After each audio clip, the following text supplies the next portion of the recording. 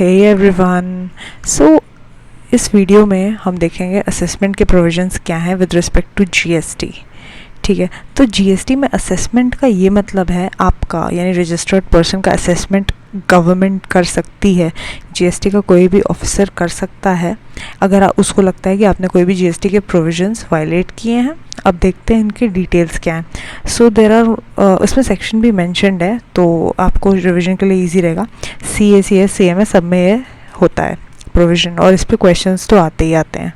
ठीक है, so the first type of assessment is under section 59 which is called the self assessment trust based। इसका ये मतलब होता है, मतलब कि every registered person all registered persons must self assess their tax liability। ऐसा ट्रस्ट गवर्नमेंट रखती है कि जो सारे रजिस्टर्ड पर्सन है वो खुद ही अपना लाइबिलिटी को असेस करेंगे। ठीक है, and accordingly they will pay the taxes and furnish returns and report the basis of calculation of their dues to the tax administration periodically। मतलब जो भी आपके रिटर्न फाइल करने के जो भी वो होते हैं टैक्स पीरियड्स, जैसे कि GSTR 1 और 3 भी जो होता है उसका जो भी ड्यू डेट है, पीरियोडिकली ये सेल्फ असेसमेंट करेंगे all registered person without intervention of the department. ऐसा ट्रस्ट रखता है आप पे government will trust you on this. ठीक है, तो सेल्फ असेसमेंट का नाम से पता चल रहा है कि आप खुद ही अपना असेसमेंट करो, रजिस्टर्ड पर्सन खुद ही अपना असेसमेंट करेगा। ठीक है, तो इसमें बस इतना ही था। नेक्स्ट पे आते हैं, सेक्शन नंबर याद रखना इम्पॉर्टेंट है। ठीक है, नेक्स्ट जो होता है type of assessment under GST which is under section 60। ठीक है, इसको बोलते हैं प्रोविजनल असेसमेंट। मतलब कि इसमें क्या होता है, जो रजिस्टर्ड पर्सन है ये रहा, he is not able to determine, this person is not able to determine क्या, वैल्यू ऑफ ट्रांजैक्शन या फिर वैल्यू ऑफ सप्लाई या फिर रेट ऑफ द टैक्स। इसको मतलब कोई कन्फ्यूजन है रजिस्टर्ड पर्सन को। अगर मैं ही हूँ, जैसे मेरा ही कोई बिजनेस हो, मैं जीएसटी में रजिस्टर्ड पर्सन हूँ, तो मैं वैसे तो बहुत बढ़िया हूँ, मैं सेल्फ असेसमेंट भी करती हूँ और पीरियोडिकली रिटर्न्स भी फाइल करती हूँ, टैक्स पे करती हूँ। ठीक है, लेकिन मुझे एक कन्फ्यूजन हो रही है कि जो मैं गुड्स में डील कर रही हूँ उसका रेट उस पर क्या एप्लीकेबल होगा, ऐसा मुझे कन्फ्यूजन है। तो मैं क्या करूँगी, I will file an application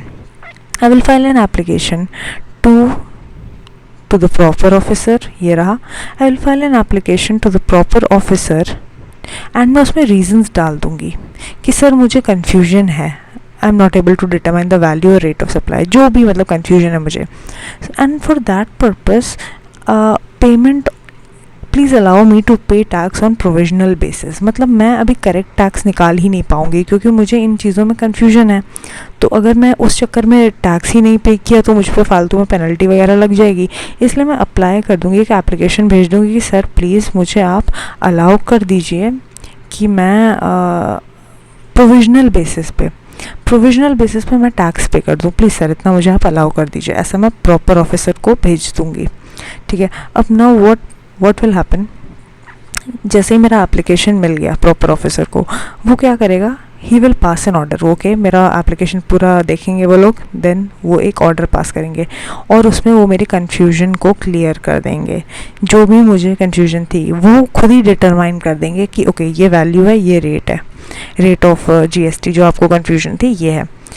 और वो क्या बोलेंगे, amount of bond which is to be executed, एक bond and security to be furnished. मतलब मैं प्रोविजनली, हो सकता है मुझे अभी समझ में नहीं आ रहा टैक्स कितना पे करना है, तो डिपार्टमेंट ने मुझे बोला, मैं डिपार्टमेंट को पहले मैंने बोला सर मैं 100 रुपीज़ का टैक्स अभी दे देती हूँ। ठीक है, प्रोविजनली, पता नहीं बाद में शायद ज़्यादा भी हो सकता है। डिपार्टमेंट ने क्या बोला कि ठीक है, पहले मुझे साथ में तुम एक बॉन्ड एंड सिक्योरिटी भी साइन करके दो कि कहीं तुम फ्यूचर में भाग ना जाओ या हमारा टैक्स की चोरी ना हो जाए, हमें टैक्स हमें पूरा चाहिए, तो हमें बॉन्ड और सिक्योरिटी भी साथ में एग्जीक्यूट करके तुम दो, ऐसा मुझे बोलेंगे अथॉरिटीज़। ठीक है, एंड फिर finally they will give a final order in 6 months कि प्रोविजनली कैसा टैक्स मुझे पे करना है, ठीक है। 6 मंथ्स के अंदर वो और भी 6 मंथ्स के लिए एक्सटेंड कर सकते हैं, लेकिन फाइनल ऑर्डर जब आ जाएगा उसके बाद पता चलेगा कि टैक्स कितना पे करना था, ठीक है। अब हम देखेंगे जो टैक्स एक्चुअल टैक्स पेबल, तो मैंने यहाँ हमने माना था कि मैंने प्रोविजनली 100 का टैक्स पे कर दिया है, ठीक है, लेकिन एक्चुअल टैक्स पेबल मेरा 500 आया, इतना सारा, ठीक है। तो मुझे तो डिपार्टमेंट को इसमें बड़ा फ़ायदा है। डिपार्टमेंट क्या करेगा, बोलेगा कि ठीक है तुमने कम पे किया टैक्स, तुम ज़्यादा पे करते तो तुम्हें फ़ायदा होता, लेकिन डिपार्टमेंट चला के डिपार्टमेंट बोलेगा अब तुम इंटरेस्ट एट 18% दो, ठीक है। अब मैं मतलब ये जो बची हुई अमाउंट है 100 माइनस 500 माइनस 100, क्योंकि मैंने कम पे किया टैक्स प्रोविजनली, तो उस पर मुझे 18% पर एनम का इंटरेस्ट भी देना पड़ेगा। और अगर मैं ये जब पे कर दूंगी तो जो भी मैंने बॉन्ड और सिक्योरिटी भरी थी वो रिलीज़ कर देगा डिपार्टमेंट। बस यही होता है प्रोविजनल में। तो हम एक बार रिवाइज़ कर लेते हैं। सेल्फ असेसमेंट में क्या होता था कि हम डिपार्टमेंट ट्रस्ट हम पे करता है कि हम खुद ही रिटर्न फाइल कर देंगे अच्छे से सारे प्रोविजंस को फॉलो करते हुए, डिपार्टमेंट इसमें कोई इंटरफेयर नहीं करेगा, ठीक है। लेकिन ये जो प्रोविजनल असेसमेंट होता है इसमें ये होता है कि प्रोविजनल असेसमेंट में डिपार्टमेंट को इंटरफेयर करना पड़ता है, क्योंकि जो रजिस्टर्ड पर्सन है उसी को कन्फ्यूजन है कि मैं टैक्स कितना पे करूँ, क्योंकि मुझे कुछ डाउट्स आ रहे हैं। तो एप्लीकेशन फाइल करेंगे और डिपार्टमेंट बता देगा कि ठीक है सिक्योरिटी और बॉन्ड भर के अभी प्रोविजनली टैक्स पे कर दो, तो अगर तुम्हें कम टैक्स पे किया तो तुमको इंटरेस्ट के साथ बाद में सब पे करना पड़ेगा, और उसके बाद ही तुम्हारी जो भी सिक्योरिटी तुमने डाली थी वो रिलीज़ हो जाएगी। So I hope that was helpful. अब हम लोग चलते हैं अपने दूसरे वाले पे, थर्ड वाला असेसमेंट। अभी तक हमने 2 असेसमेंट्स कर लिए हैं। थर्ड टाइप ऑफ असेसमेंट जो होता है उसकी बात करते हैं, which is called scrutiny assessment. तो तुम्हें नाम से ही लग रहा है स्क्रूटिनी, मतलब जैसे स्क्रूटिनी का मतलब होता है ध्यान से चेक करना, एकदम है ना, स्क्रूटनाइज करना एकदम, टू फाइंड एनी एरर्स और फ्रॉड। तो इसमें क्या होगा, व्हेन द रजिस्टर्ड पर्सन यानी कि मैंने कोई रिटर्न फर्निश कर दिया, ठीक है, मैंने कर दिया, मैं फ्री हो गई। उसके बाद वो जो मेरा फर्निश्ड रिटर्न है उसमें कुछ तो प्रॉपर ऑफिसर को उसमें कुछ तो डिस्क्रिपेंसी लग रही है। प्रॉपर ऑफिसर चेक कर रहा था, उसको लगा ये इसमें कुछ तो अजीब है, इस रिटर्न में कुछ तो डिस्क्रिपेंसी है। तो ये प्रॉपर ऑफिसर क्या करेगा, he will issue a notice, ठीक है, और वो मुझे रजिस्टर्ड पर्सन को नोटिस भेज देगा कि भाई ये डिस्क्रिपेंसी क्यों है, एक्सप्लेन करो, ठीक है। अब मैं रिप्लाई करूँगी, मैं बोलूँगी उप्स, हाँ सर सॉरी, मैंने एक्सेप्ट कर लिया, गलती हो गई मुझसे, ठीक है। और या फिर मैं बोलूँगी अरे नहीं सर ऐसा नहीं है, ऐसा कुछ नहीं है, I will not accept it, ये डिस्क्रिपेंसी आप ही को लग रही है, इसमें कुछ नहीं है, ठीक है। अब क्या होगा, इसमें फिर मैं अपना एक्सप्लेनेशन भी दे दूँगी। फिर जो भी मेरा एक्सप्लेनेशन है वो रिप्लाई प्रॉपर ऑफिसर को जाएगा। अगर प्रॉपर ऑफिसर सेटिस्फाइड है तो ठीक है, आगे कुछ नहीं होगा। बट अगर वो नहीं सेटिस्फाइड है, क्योंकि उसने स्क्रूटिनी करी, उसको डिस्क्रिपेंसी मिली, मेरे रिप्लाई से वो सेटिस्फाइड नहीं है, तो वो क्या करेगा, तो प्रॉपर ऑफिसर क्या कर सकता है, बोलेगा ठीक है तुम ज़्यादा ओवर स्मार्ट बन रहे हो टैक्स पेयर, अब देखो क्या करते हैं हम। सो प्रॉपर ऑफिसर हो सकता है ऑडिट कंडक्ट करवा दे सेक्शन 65 में, या फिर स्पेशल ऑडिट कंडक्ट करवा दे अंडर सेक्शन 66, या तो खुद ही आ जाए, इंस्पेक्शन सर्च सीजर वारंट लेके आ जाए, बोलेगा कि ठीक है भाई दिखाओ क्या क्या तुम्हारे पास माल है, सब दिखाओ। या फिर section 73-74 which is about demand and recovery, हो सकता है डिमांड रेज कर दे कि चलो टैक्स पे करो, कुछ तो गड़बड़ है यहाँ पे। तो एज द नेम सजेस्ट, इतना ही था ये सेक्शन 61 में स्क्रूटिनी असेसमेंट। असेसमेंट तब होगा जब प्रॉपर ऑफिसर को कोई स्क्रूटिनी करते हुए एक डिस्क्रिपेंसी मिल जाएगी, कुछ तो गड़बड़ है दया, पता लगाओ टाइप्स, ठीक है, इतना ही था इसमें। Okay, next is your section 62। This type of assessment is called best judgment. तो अब इसमें क्या हो रहा है, बेस्ट जजमेंट कौन यूज़ करेगा, इसमें ऑफिसर अपना खुद बेस्ट जजमेंट यूज़ करेगा, अथॉरिटी अपना बेस्ट जजमेंट यूज़ करेंगे, क्योंकि सेल्फ असेसमेंट जो होता है उसमें रजिस्टर्ड पर्सन ही अपना बेस्ट जजमेंट यूज़ करके खुद ही टैक्स असेस करता है, लायबिलिटी और पे कर देता है। अब ये बेस्ट जजमेंट में क्या होता है, रजिस्टर्ड पर्सन यानी मैं, I have failed to furnish return, मैं नहीं फर्निश कर पाई हूँ रिटर्न, ठीक है। या फिर I have furnish the return but after notice has been issued to me, एक तो मैंने किया ही नहीं है, तो मैंने लेट किया रिटर्न में, अपना नोटिस मिलने के बाद किया, ठीक है। तो प्रॉपर ऑफिसर कहेगा यार ये क्या बात होती है, जो टाइम पीरियड दिया है उसमें तुमने क्यों नहीं फर्निश किया, नोटिस के बाद फर्निश किया। तो proper officer will assess the tax liability based on his best judgment. तो फिर प्रॉपर ऑफिसर कहेगा रुक जाओ यार, कुछ तो गड़बड़ है, मैं खुद ही अपना बेस्ट जजमेंट यूज़ करता हूँ एंड तुम्हारी जो भी टैक्स लाइबिलिटी बनती है वो मैं ही कैलकुलेट करता हूँ, रुक जाओ, विद द इन्फॉर्मेशन अवेलेबल, जो भी इन्फॉर्मेशन अवेलेबल है उससे हो जाएगा। अब इसकी ज़रूरत क्या है, टू ब्रिंग यूनिफॉर्मिटी एंड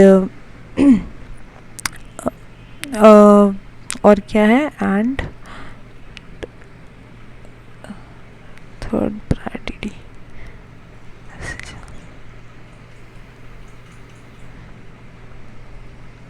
हाँ, to bring uniformity the law prescribes a message is sent to all taxpayers, ठीक है। Message is also send to the defaulters. तुम लोग अगर रजिस्टर्ड पर्सनस हो तो तुम लोग को पता चल जाएगा कि आपको टैक्स फाइल करने के लिए रिमाइंडर ऐसे एसएमएस के फॉर्म में आते हैं, गवर्नमेंट खुद ही रिमाइंड करती रहती है, ठीक है। और ड्यू डेट हो गई उसके 5 डेज़ के बाद आपने अगर नहीं किया पे, मतलब अपना रिटर्न नहीं फाइल किया, तब जाके कहीं नोटिस आएगा एंड अकॉर्डिंगली प्रॉपर ऑफिसर आके अपना बेस्ट जजमेंट यूज़ करके आपका टैक्स लायबिलिटी जो भी बनती है बता देगा आपको। That was it. अब लास्ट देखते हैं which is section 63 about the assessment of N unregistered person. तो असेसमेंट तो मोस्टली रजिस्टर्ड पर्सनस के ही होते हैं, लेकिन कुछ अनरजिस्टर्ड पर्सन हो सकता है चालाकियाँ कर रहे हो बैठ के, जीएसटी में वो है नहीं, रजिस्टर्ड तो नहीं है लेकिन अपना बैठ के बढ़िया कुछ फ़ायदे उठा रहे हो, ठीक है। तो एक अनरजिस्टर्ड पर्सन है who has failed to obtain registration, वो रजिस्ट्रेशन अभी तक उसने लिया ही नहीं, पता है ना, थ्रेशोल्ड बेस्ड, टर्नओवर बेस्ड, या फिर आप कोई भी टैक्सेबल गुड्स अप्लाई कर रहे हो तो जो भी वो थ्रेशोल्ड क्रॉस हो जाता है you become liable to registration, ठीक है। लेकिन इस पर्सन ने अभी तक, यानी मेरा 2 महीने पहले ही थ्रेशोल्ड क्रॉस हो गया but I have failed to obtain registration, ठीक है। या फिर my registration, I was a registered person लेकिन मेरा रजिस्ट्रेशन ही गवर्नमेंट ने कैंसिल कर दिया, ठीक है। कैंसिल क्यों किया मेरा registration, because I contravened any act, GST के कोई प्रोविजंस मैंने कॉन्ट्रवीन कर दिए तो मेरा रजिस्ट्रेशन कैंसिल कर दिया, तो मैं अनरजिस्टर्ड पर्सन बन गई। या फिर I obtain the registration by fraud misstatement, separation of facts. या फिर मैंने रजिस्ट्रेशन तो ले लिया लेकिन 6 मंथ्स हो गए और मैंने अभी तक अपना बिजनेस ही नहीं शुरू किया। या फिर I have failed to furnish returns for 6 months continuously. तो ये सारे रीजंस की वजह से मैं बन गई हूँ एक अनरजिस्टर्ड पर्सन, ठीक है।